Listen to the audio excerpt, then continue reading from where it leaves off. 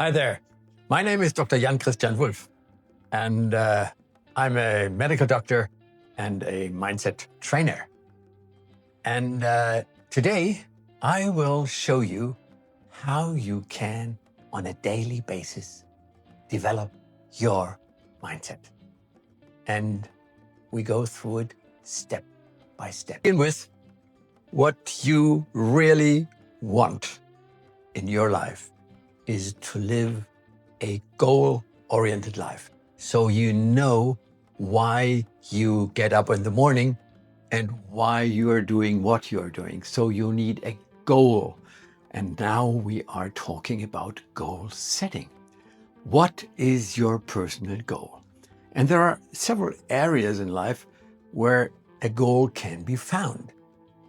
Many look at it in finances. That's a very good opportunity to look for goals. Others look for health, improvement of their health, a very good goal to shoot for. Others are looking for an improvement of their relationships, a very good goal to shoot for. Now, you need to find what is really important for you. And this you need to find out. Now, one thing with a goal is don't aim too high and don't aim too low, because if you aim too high, you wouldn't believe it. If you aim too low, it would motivate you. So aim so that you find yourself in what we may call a sweet spot. The sweet spot is defined as the area of aiming where you feel challenged just a little bit, but on the other hand, you know you can achieve it. Now, let me repeat it. Your goal, in which area of life it will be, your goal should be in a sweet spot. The sweet spot is defined by you shoot for a goal that is high enough to excite you, to motivate you, to makes you go, but low enough so you are not discouraged because you don't believe you can ever achieve it. So let's say you are 70 kilograms overweight. Now you come and say, well, I want to get rid of those 70 kilograms in 4 weeks. This is probably not going to happen, and you would not believe it. But if, for instance, you say, I'm going to put off 5 kilograms in 4 weeks, this could be, as an example, a goal within the sweet spot. Because it is maybe believable for yourself that you can achieve it. And on the other hand, from 70 overweight to 65 is a good first step. So it somehow may encourage you, right? Now, what's important for you is that you do not think of your dream twice a year, but that you think of it every day. So to stick with this example of you want to put off 70 kilograms, and you say within the next 4 weeks, I'm going to lose 5 kilograms. Then you break it down to what can I do today to achieve my goal. And there you may want to think, well, I'm going to drink, instead of 1 liter of Coke or any other sweet drink, I'm going down to 250 ml per day. And instead of eating donuts and stuff, I take an apple. This I'm going to do 4 days a week. So you know, in this example, you can probably achieve it. When you wake up every day, visualize where you see yourself in the long run. In the long run. When you wake up in the morning, still lying in your bed, think of your goal. Think of the size of the clothes that you are in the future going to wear. Visualize yourself being slim. Visualize yourself being physically powerful. Visualize yourself standing in front of a mirror and smiling. Visualize that. And then go to work and do the steps that are available and necessary to do for the coming day. Just drink 250 ml of Coke instead of 1 liter per day. Take an apple instead of anything that's been made by industry and that's going to keep you from getting slim, and so forth. Break it down to doable steps. Create a vision board. One item on this vision board, which you can put anywhere where you cannot avoid looking at many times a day. So if you have a vision board, for instance, and you have somebody there who is slim and who is really good at sports and who looks just beautiful and enjoys her or his life, really, this type of picture, take out of magazines or whatever that you like, that you love, the idea of being that person that is on your vision board, and you identify with this person. And by that, your spirits go up and say, yeah, I'm going to be this person. Make it a habit of yours to think in terms of aims, everyday aims and future aims. Most people are not thinking in terms of aims. They are just reacting to something or to somebody that they encounter, and then they react, but without any own visualization, without any own image of what they really want in their lives to have and to be and to do. So think of your aim as often as you possibly can. Vision board, morning routine, think of yourself, make an image, an internal image of yourself being the person that you want to be. And if I take the example of overweight, you can take the example of money.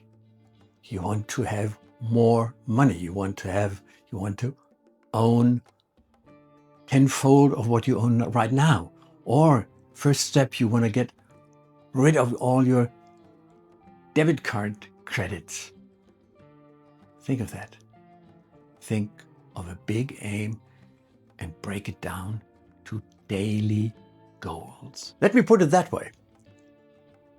When you are in a reactive mode, you have basically no aim. You're just following somebody else's aim or whatever they are intending. If you have your own aim, this is good. This is going to fire you up. This is going to improve your spirits. Your own aim, your own goals. Get out of that reactive mode. You wouldn't find any own aims in this mode. What I've touched upon so far were basically individual goals, aims, health, wealth, weight, finances. There is a different area where you can aim at as well, and this is social. So you can have social aims with your spouse, with your children, with your parents, with your friends, with your co-workers. You may have aims improving your life there and not react anymore, but create, have an aim. Be the boss in your life. not the victim of others. The third area that you can find aims and goals is the world as a whole. You may want to make the world a better place. And now it's an interesting question. Where do I start? What is my chief aim that I want to attain? So when I know that, what is what I'm doing on a daily basis?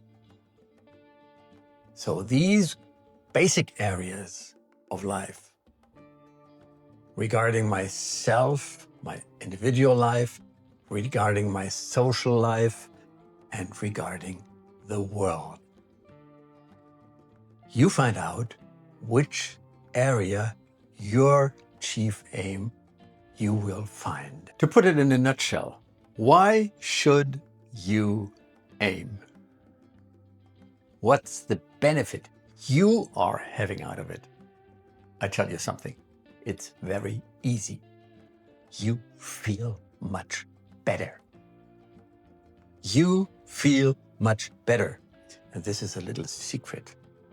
Everybody on this planet wants to feel good. And this includes you and myself.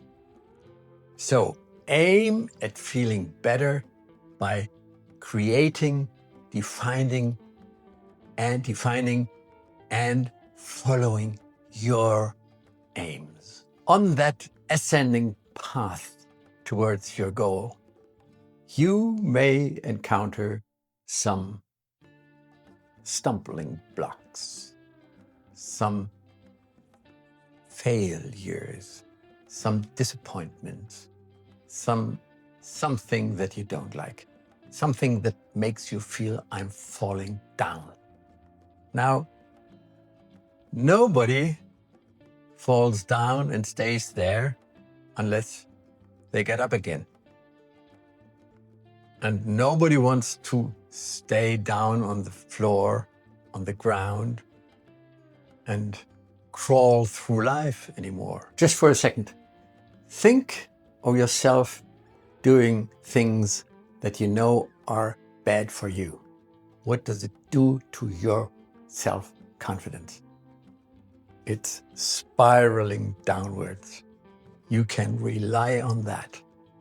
That's why it's so important to have a goal, to have an aim, to have a chief aim that you are really aiming for. And you break this down by daily little baby steps. And this is going to improve the quality of your life. As opposed to doing stuff you know are not good for you, you overspend your debit card, you eat too much, you drink too much, you still smoke, and so forth and so forth. And instead, you save some money instead of spending it. You lose some weight instead of putting on more weight, and so forth. So aim, aim, aim. Maybe you would like to have somebody to look up to, a role model, somebody who has what you want and who's been where you are. So he's not talking out of theory, he is talking out of practice. And go hang around with people who have or are what you would like to be, or what you would like to have, or what you would like to do. Look around those people, because you can look at them and mimic them and what they are doing, or what they were doing when they were in your actual now position, and then encourage them to give you a little kick in the butts if you are off track. This can help a huge lot. Now, on your ascending path towards your goal, towards your aim, you will probably encounter some adversities, something that's kind of discouraging you, and something where you, oh God, I failed here, or something like that. you overspent money. You just forgot that you want to save the money and not spend it. Or you ate something where you said, my goodness, was that really necessary that I did that? And okay, and now what you can do when you face those failures, what you can do is you can really look at those failures and blame yourself and be unhappy and say, and I'm not gonna make it, I'm just a fool. My mother was fat until she died, so I will be fat until I die. This is just not my way to go through life, that kind of thing. Or you say, okay, everybody has encountered some adversity. And I tell you something, the most successful people have met the most adversities. The thing is, they knew to overcome those adversities and problems. They did not look at the problems. They looked at the solution. They looked at the aim that they were following. That's what they did. So they created or had some what's called today resilience. They didn't allow any circumstances to discourage them. They said, okay, that's it. I'm going to get up again. And that's my way.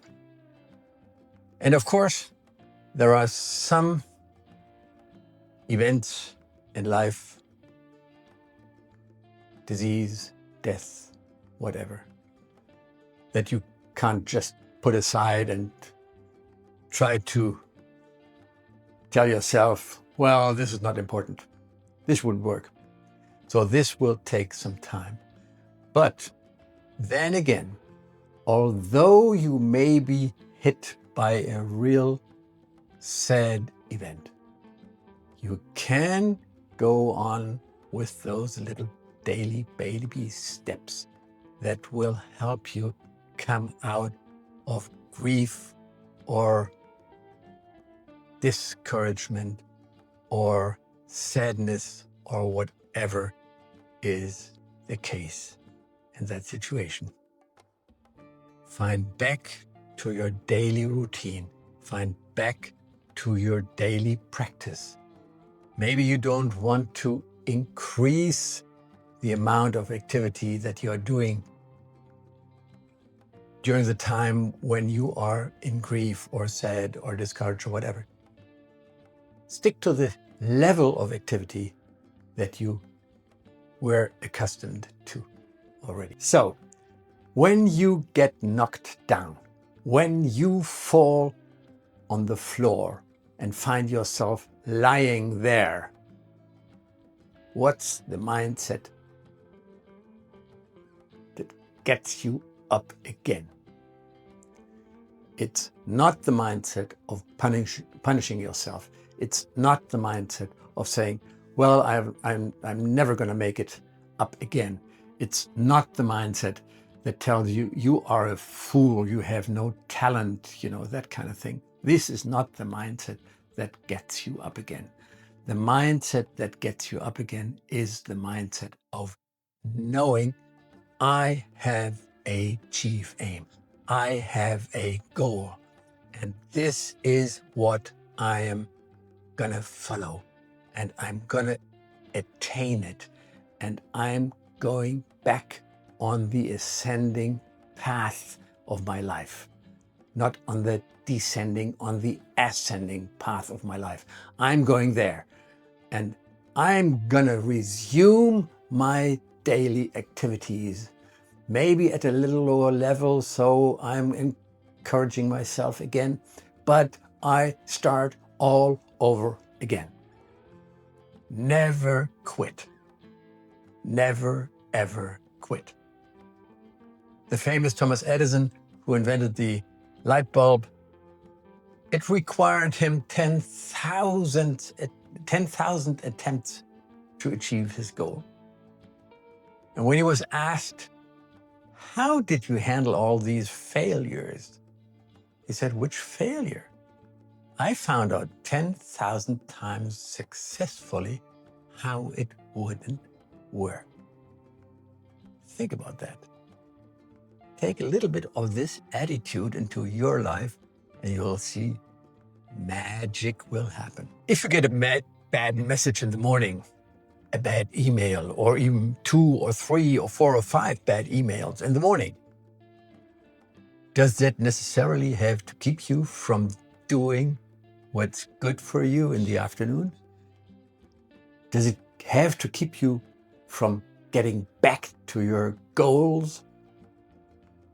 It's the message, yes. It's the messages, yes. But does it keep you from doing what's right and what's necessary for you to achieve your goal? Just take your focus of attention off that email and focus again on what you want to achieve. Get back on your ascending path. Let's look at it from a slightly different perspective.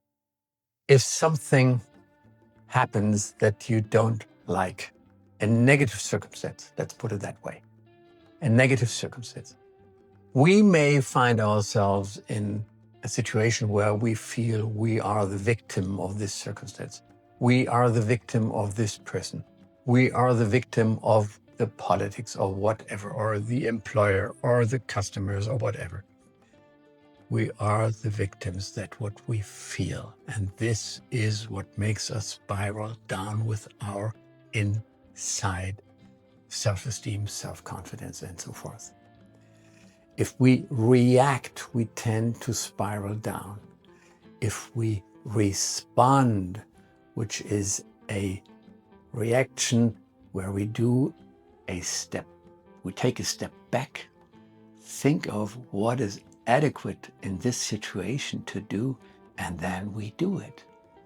And then we get out of the victim mode into the mode that we may call the creative mode. Then we are creating. Then we are having a goal. Then we are on the ascending path of our life, not on the descending, spiraling down path. What we are talking here is resilience. And I share something out of my personal life. I mean, I have an office as a medical doctor. I have an office as a mindset trainer. I have family, I have friends, I have neighbors, I have coachees, I have patients, and many times a day, somebody comes up with some kind of emergency. And if I were not resilient to a certain degree, I would not be able to cope with all these situations. But I am, because I know to find my way back on the ascending path of finding again my goal, my chief aim, and go there step by step by step by step. Resilience is something that we all need. And we only are able to be resilient if we do not react, but respond adequately.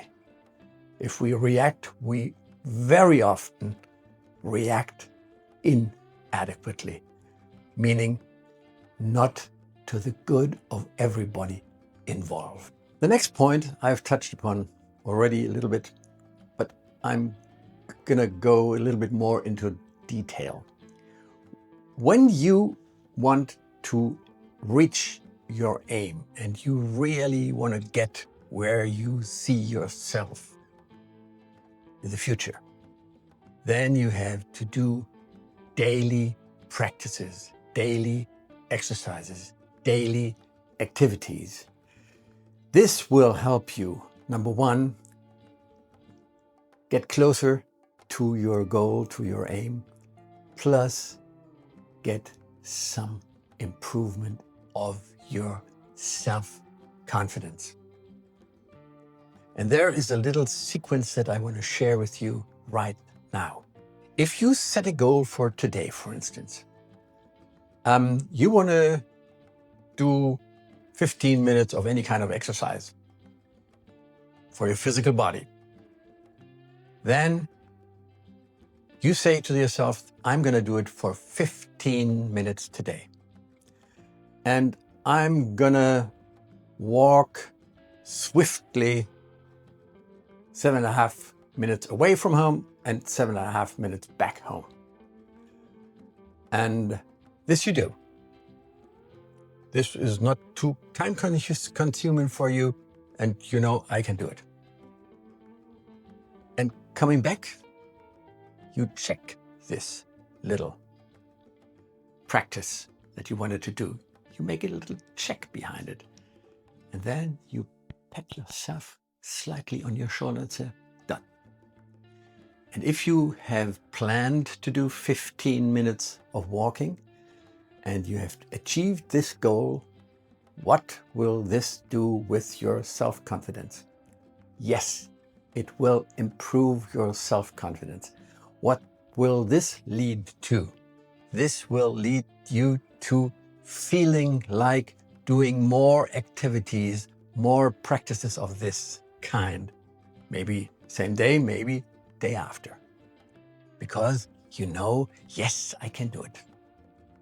This we can call the momentum cycle. Did I start with a high level of resilience, or did I learn? I tell you something, I learned. I learned to overcome challenges faster and faster and faster. I would say 9 out of 10 adversities you can overcome within a short period of time. The exceptions are those very, very sad events in our lives that will keep us from recovering very soon. But even in those very sad events, there is an option that we always have, that we stay persistent in doing baby steps into the right direction of achieving our goals. And this is what I would like you to take away for today. Know that you can always get back on track if you really want to do so. This is an intention, and to get back, it's not necessary that you do huge steps. It's necessary to do tiny little steps into the right direction that will bring you back on the ascending path of your life. My name is Dr. Wulff, a leading expert in mindset transformation and personal success. By joining me, you will unlock proven strategies to elevate your mindset and transform your life. Explore more in the video description.